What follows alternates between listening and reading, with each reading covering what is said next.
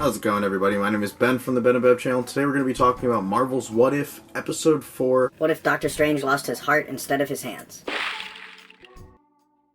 Instead of Doctor Strange getting in a car accident and losing the ability to use his hands, he actually gets in a car accident and has the love of his life, Christine, in the car with him when it happens. It's an interesting twist as she dies in the accident and ends up haunting him for most of his life, and we get to see him kind of cope with her death through various means, gaining as much power as possible. Whether that's using the Eye of Agamotto to go back in time, or summoning random beings and devouring their energy. Twisted story to be telling, and not one that I was expecting this week. And though the twist isn't one that I would have thought of per se with Doctor Strange's story, it does have a really interesting mystery aspect to it as you try and figure out how he's gonna get through this, and you're just amazed at what lengths he will go to.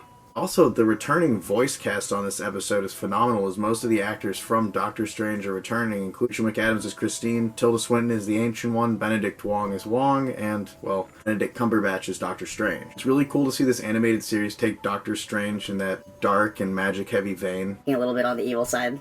Now, I will say the animation is a little wooden at times, especially in the really emotional setup to this episode. As we see Strange go down this different path, one where he still is in magic, but spends most of it just using his power and abilities to obsess over the past and gain whatever power necessary to find Christine. It's a really interesting light to see the character. It does take up a big chunk of the episode, but when you do get to that action, boy, is it fun. Really demons. I guess they're just beings, but they sure look like demons to me.